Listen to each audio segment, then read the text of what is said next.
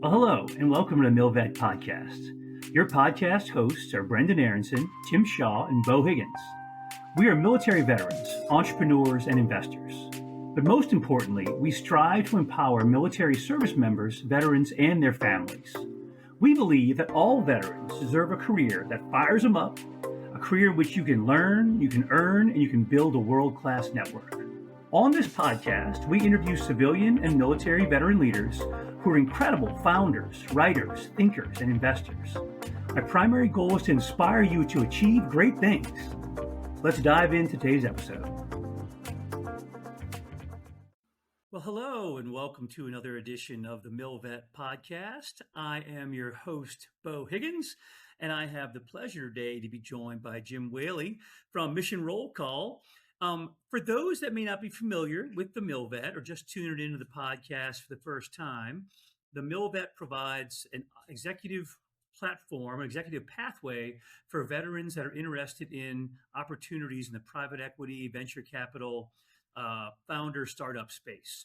If this is something you're interested in as a potential candidate or a company that is interested in that type of executive talent, make sure and check out TheMilVet.org. We got a new website with all our jobs listed, upcoming events. You can sign up for our newsletter, and you can check out all our previous editions of the podcast as well. But today we're here to focus on Jim and what he is doing these days, and a great servant of our military community. So Jim, welcome to the show, man. Oh, pleasure to be here. And I love your show. I love how you highlight folks and really kind of spread the word about how important veterans are to the fabric of our country. Well, give us a quick update of what you're doing these days, Jim. Sure. Right now, I have the great honor of being part of the team at Mission Roll Call. So if you think about the 18 million veterans plus their families across our country, their voices are sometimes not heard in DC and decision makers. And so that's what we're focused on. We provide through our website a hub for veterans to get the news that they need, to plug into veteran support organizations that they may want to support or be part of, or that they need. And that's important because no other veteran support organization is doing that. You can go to each different VSO, but no one's really kind of a hub where you can say, okay, I plug in my zip code. I want to volunteer for a veteran support organization that provides dogs. We'll have it. We'll get you the closest one to your zip code. So I think that's important because, as you know, when you transition or any part of your life as a veteran, you always want to give back because that's why you kind of join the military. You want to be part of something bigger than yourself. The other thing that Mission Roll Call does is we provide valuable data through our surveys to decision makers up in DC, including the VA.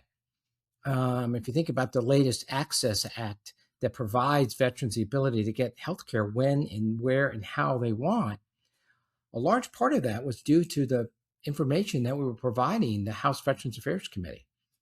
We were able to provide them by congressional district what veterans felt, what veterans wanted. And that's important because that information is vital to make great decisions. So that's what we're doing. We have a great team. We're spread across the country and they're very passionate. And so I'm happy to be just part of that team. That's awesome. That's great stuff. Well, obviously you have a passion for this space. And I know it started a while back, and I'm always curious, kind of your origin story. What was what was your impetus back in the day to join the Army and kind of begin this journey back when you did? Yeah, so I probably fall into the category of the slow burn. So what I mean by that is I went to college my freshman year, fell into a couple good people that were in ROTC. They said, hey, you should take a class. I did, really enjoyed the camaraderie, the people that were there. And before you know it, I was on a scholarship and they were paying for my college and I owed 4 years when I got out of the military. And I had every intent, Beau, when I graduated college to do my 4 years in the Army and get out. But I was very fortunate. I went to Army Aviation and got to fly helicopters all over the world and enjoyed it and loved it and just met some of the greatest people in the world. Met my wife through that process. I think we lived 10 years out of 20 overseas and really had an opportunity to see the world, do a lot of fun things, some things not so fun, but it builds character, right? It makes you stronger. And have children along the way. You know, my first daughter was born when we were stationed in Panama. My second was born in Germany. And third one was born at West Point. And my last assignment in the Army as I was running public affairs for the academy. So I had a blessed career and had some great bosses that I worked with and had some just stellar NCOs that made a difference for a young lieutenant. And you know, that first assignment is so important. And I had a wonderful commander and a great platoon sergeant. And that really started me on a path of really loving the Army. No, that's a great story. And similar to mine, I had no intention of joining the military when I started college. Right. And then when I did join, I thought I would do my 4 years and get out, and ended up doing 25, Yeah. you fall in love with the people, you fall in love with the mission, and it gets in your blood for sure. And it sounds like you were in a very similar way. I also had 4 kids during my time on active duty. So Right. some similar paths there for Yeah, sure. very That's great similar. stuff. That's And we great all stuff. know that, you know, we love the Army or love whatever service you're in more than the service loves us. And that's okay. But I look back at some of the people I served with and I still to stay in touch with them. I'm still close with them. And I think it just helps. I think about where I am today, and it would not have happened if not for the Army and not for the people I served with. It just helped me to grow up better, maybe a better man. I think maybe a better individual. And I think being part of something bigger than yourself is so important.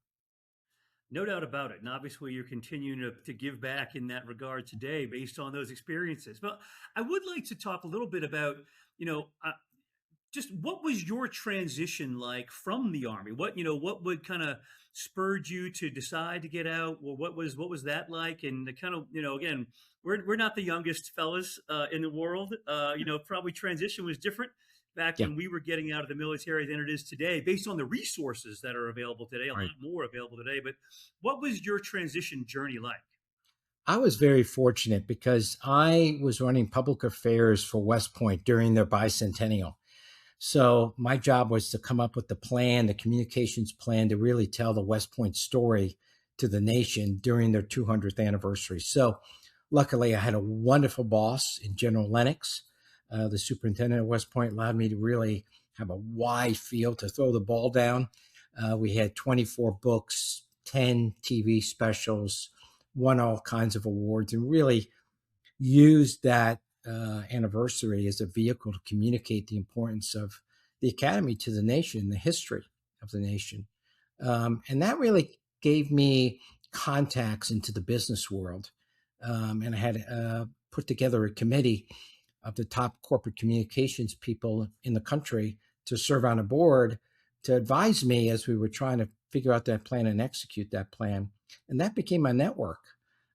So you know, after 20 years in the Army, moving 15 plus times, different places, and having young children at the time, I think we had a fourth grader, a second grader, and a kindergartner. And knowing I was now going to move even more frequently, I kind of made the decision as a family that I think it would be best for us to focus on them and change my career. It was bittersweet because I made it below the zone to '06, had to turn that down, um, passed up a lot of opportunities, but um, I also fell into a wonderful corporation called Siemens, a German electrical engineering company, and had the opportunity to run media relations and their foundations. And then within a couple of years, ended up running all corporate communications for them across the US. So wonderful opportunity. And back then, Beau, we only had a 1 day transition. I don't know what yours was like, but we had some people come in and say, well, make sure you turn in your stuff and, you got to fill out this form and make sure you're clear housing. No VA representative, no, hey, how do you do a transition? So we kind of had to figure it out on our own. And I think that was a difficult process for a lot of my friends. But luckily, I went to a great company and and it all worked out. But there wasn't some days that I, reminisced and kind of felt like, am I on the right path? Am I doing the right thing? I just don't feel that pull. But luckily, the CEO at Siemens put me in charge of the foundation, knowing that I had to have something that was going to be giving back to the community, that was going to be something more than just the annual report or quarterly earnings or doing the blocking of tackling of corporate America. So I stayed with them for almost 10 years. No, that's great, and it's interesting you talk about your transition out of the Army, and I tell people all the time, when you know. When it's time to get out, I can't tell you how you're going to feel, and there's so Right. many variables that come into play of making the decision to get out of the military. But when you know, you know. When the time's right, the time's right, and you figure it out. And you hit on some important things, I think. The way you got your job post military is because of your network, and Yeah, the job you had in the military was probably unique in its networking capacity, right? I mean, you had exactly. to be engaging with the civilian population as you were, in your professional job in the military, which is not what most people probably don't have that luxury to have those connections or that Rolodex when they get out to be able to have that level of Yeah. networking capacity or ability. I think most people, I would say, tend to get institutionalized in the military, right? They kind of focus inwardly and their life becomes the military. But it was nice that you did have that ability being at West Point, to maintain that network and to leverage that Right. into the job in the civilian sector. Yeah, And you I mentioned couldn't agree a more. little bit. I mean, and you obviously moved on from there to do other Mhm. things since your Right. first role out. But did you feel like you had and what did you miss when you left the military? Obviously, you're doing something now where it's a direct correlation with helping Yeah. veterans again. Sure. I mean, did you I mean, I think we all missed something. I certainly did when I first got out. Yeah. I think what I missed was going straight into corporate America. And maybe I just didn't fully appreciate that in the civilian world, especially in corporate America, people are really focused on their individual careers. And they're working really hard to, throw an elbow to move up the ladder. And as a military person, I was, trained to focus on the mission and take care of the people around me and to be empathetic to the people around me and understand the strengths and weaknesses and try to build a team. At first, that was kind of a liability because I was kind of playing on my back foot against these people that would, see an idea that we're doing and then kind of steal it or try to circumnavigate you and things like that. But over time, I think that skill set that we all learn in the military about taking care of the people that are your responsibility and focusing on the mission really stood out. And it actually helped propel my career. So I missed working with people that thought like that from the beginning and was kind of befuddled of why I was trying to explain to a person older than I was at the time of why it's important to care about the guy next to you. And so that was a little bit of a change for me. But you adapt and you reach out to people. And if you're not worried about who gets credit, you can get a lot done in corporate America. And luckily, the right people saw it. And I was promoted in the top job, and I was able to have a wonderful career at that corporation. Then I went to another Fortune 500 company and led that corporate communications as well for another 5 years. And so, I think I was very fortunate. I think the other thing that stands out, Beau, and you're probably very good at this because of what you do, standing up and speaking to a group of people and explaining, okay, this is where we are. This is where we want to go. This is how I see us getting there. But I want your guys' input on how to get there. And having that conversation, boy, that's gold out in the corporate communication or in the corporate world. A lot of people can't do that. That seems simple, that public speaking aspect of what we do. But I'll tell you, it's in short supply. Well, there's some great points you made, and I'm gonna kind of cover down on a couple of those. One, I think you're right. One of the biggest challenges that veterans have when they get into the civilian workforce is managing their own career, right?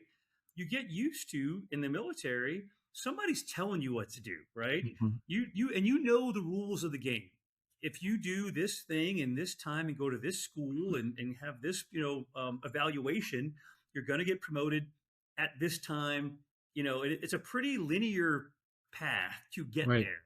In the corporate world, no one's watching out for you. You Yep. don't. It seems to be unwritten rules of how you get promoted. Necessarily, it's not like a timeline that you've been here 3 years. It's time to PCS.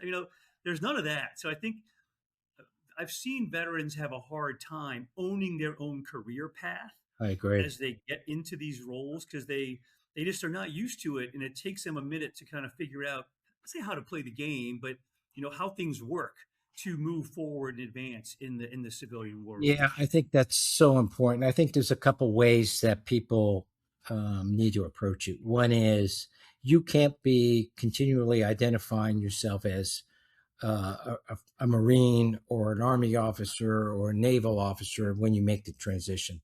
You really kind of have to shed that and focus on how do you inculcate yourself into the ethos, the atmosphere of the company you're going into.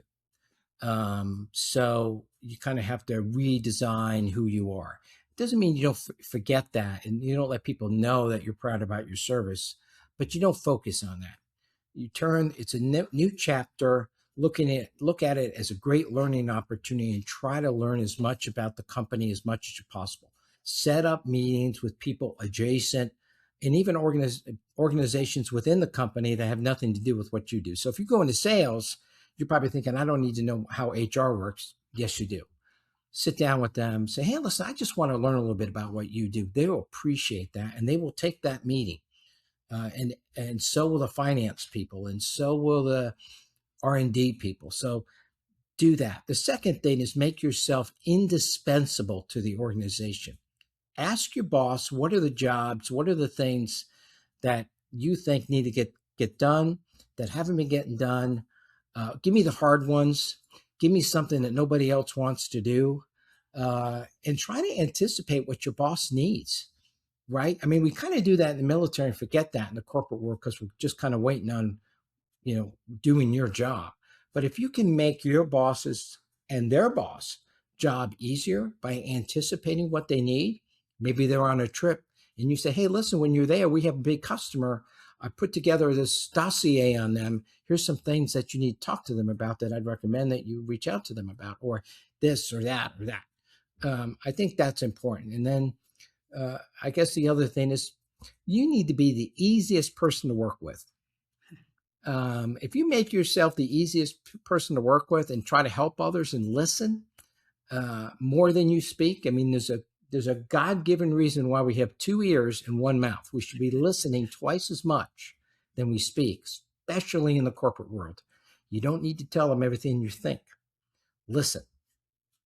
No, that is great advice. I definitely saw that firsthand and tried to follow that advice when I was at Amazon in particular. And it's interesting, and you mentioned this a little bit before as well, that when you come in to the corporate world and you are truly taking care of your people and putting them ahead of you, and that's what those skills that you learned in the military Right. of, like I said, the general leads last, right? The senior person, you take care of your junior folks, you make sure they're Right. getting promoted, you making sure you do this stuff.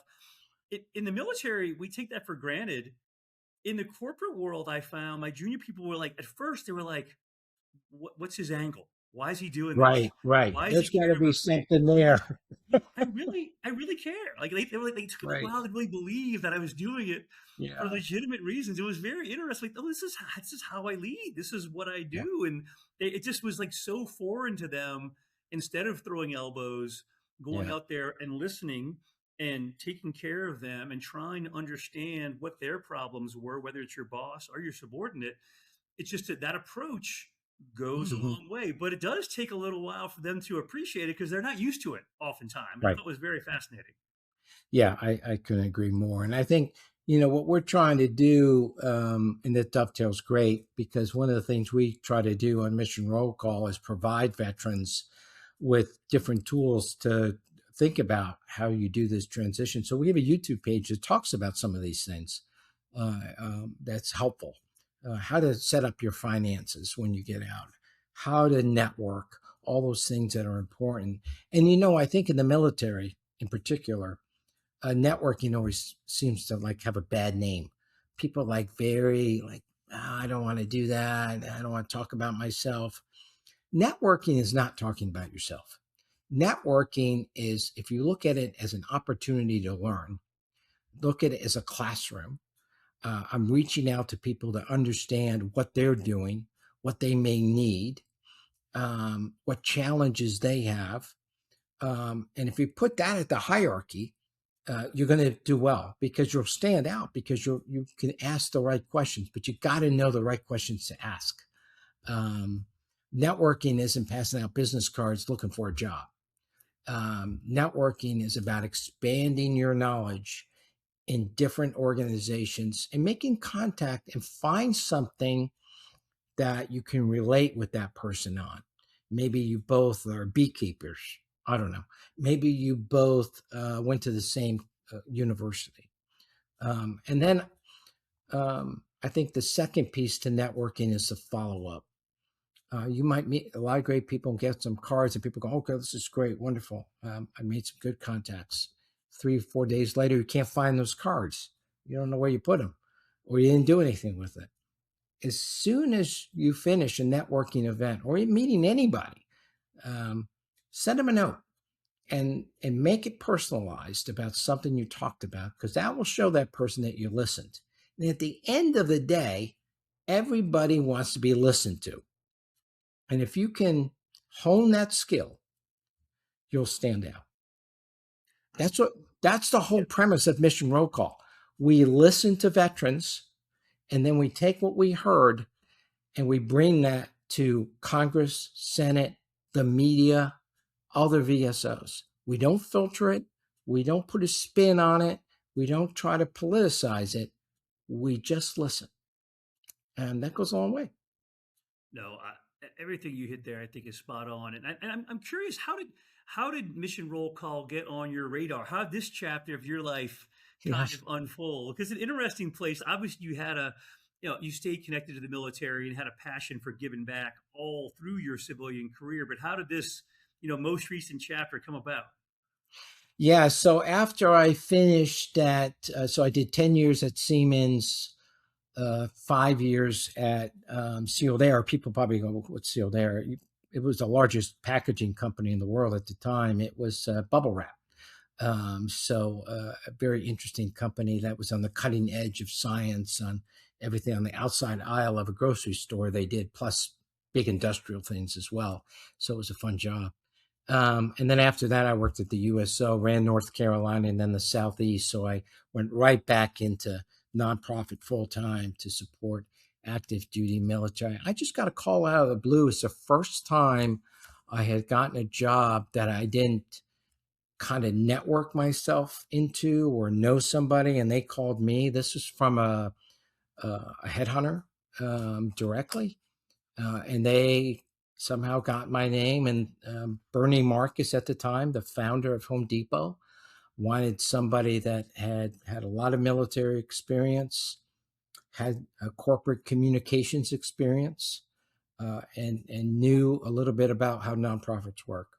So I hit on all those and went through the interview process and landed here. I thought I was going to retire, but I was rejuvenated by standing the foundation up because there was there was nothing there. I mean, we had to stand up. We had to build a website. We had to get a payroll system. We had to hire people. We had to get licensed in every state. All those sort of things. So first year was really busy doing that building of the foundation of a foundation. And now we're 3 years in and moving fast.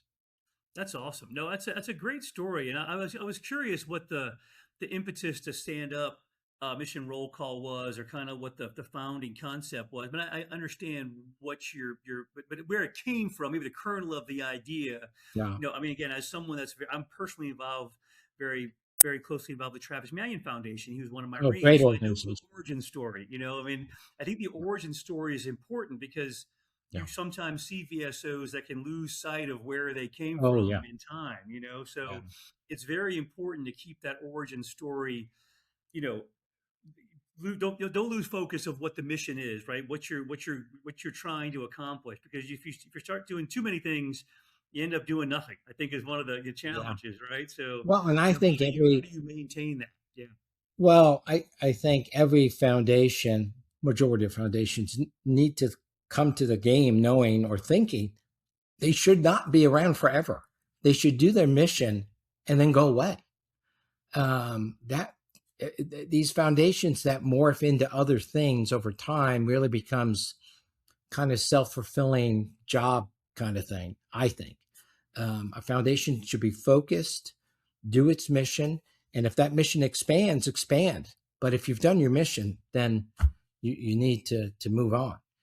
Bernie had a great vision. He was an entrepreneur, of course, founded the Home Depot where no other store was doing what they were doing. And he was a veteran himself. And his feeling was that veterans don't speak up for themselves enough.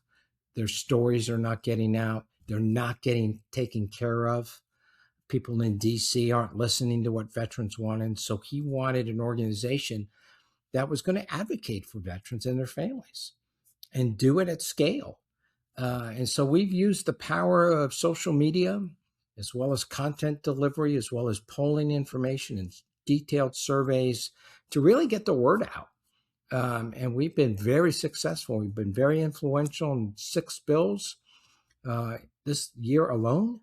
I've done over 100 interviews in the media, and we are well respected by the VA and we'll push back on the VA when we need to. And I've been surprised on some of the polls.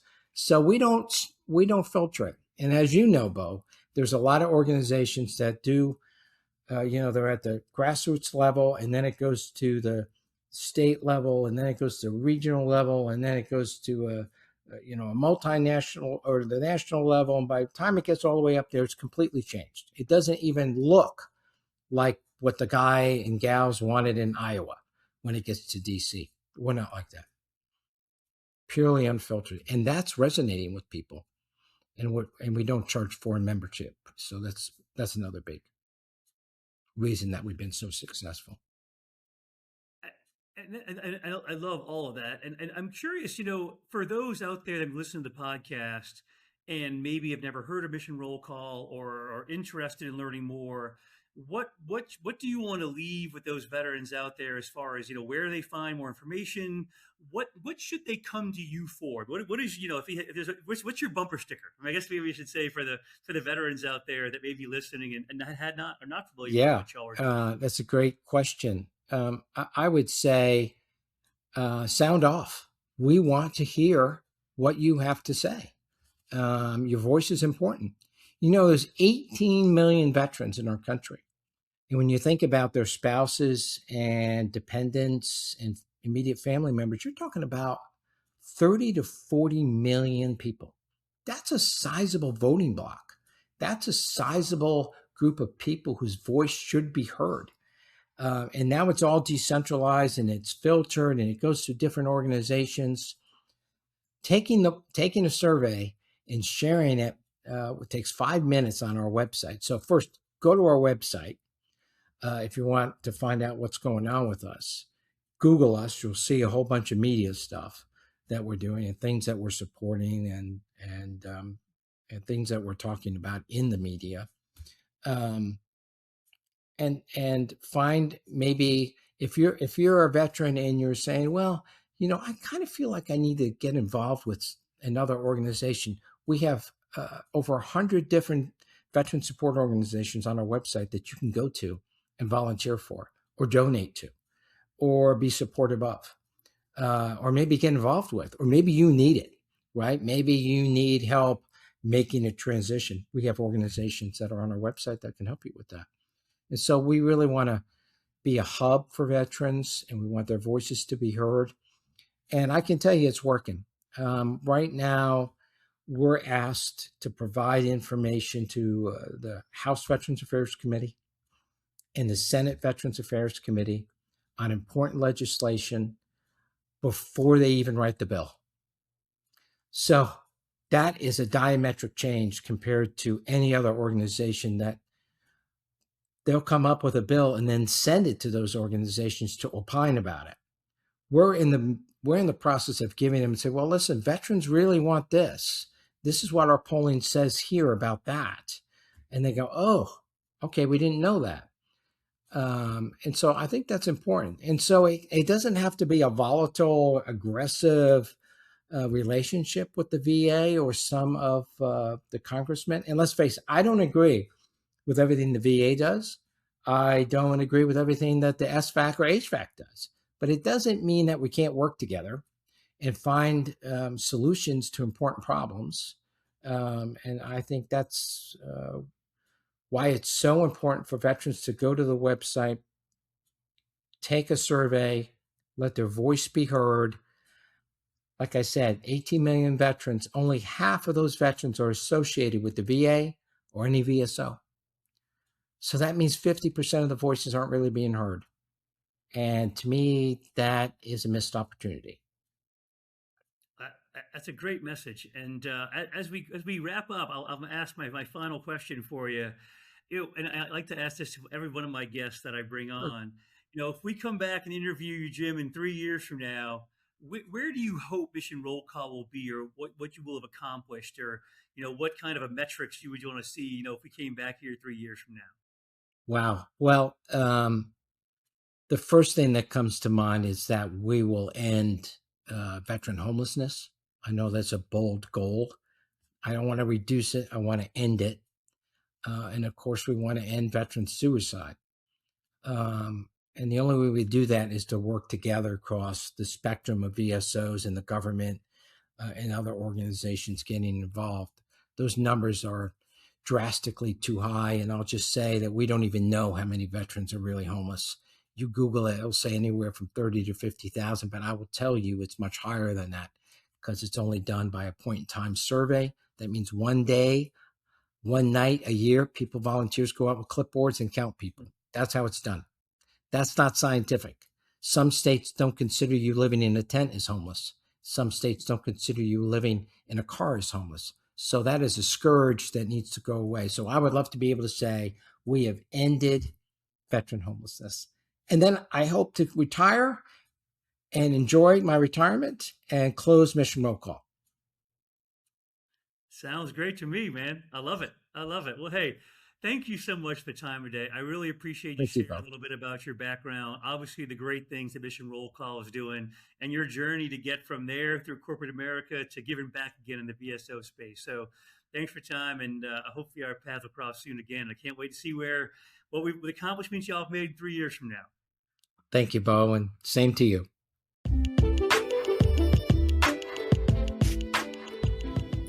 Thank you so much for taking the time to listen to this episode. For more content, follow us on Instagram @TheMilitaryVet or on LinkedIn.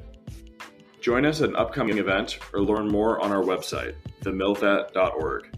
Feel free to email us directly at leadership@TheMilVet.org. Thank you so much and take care.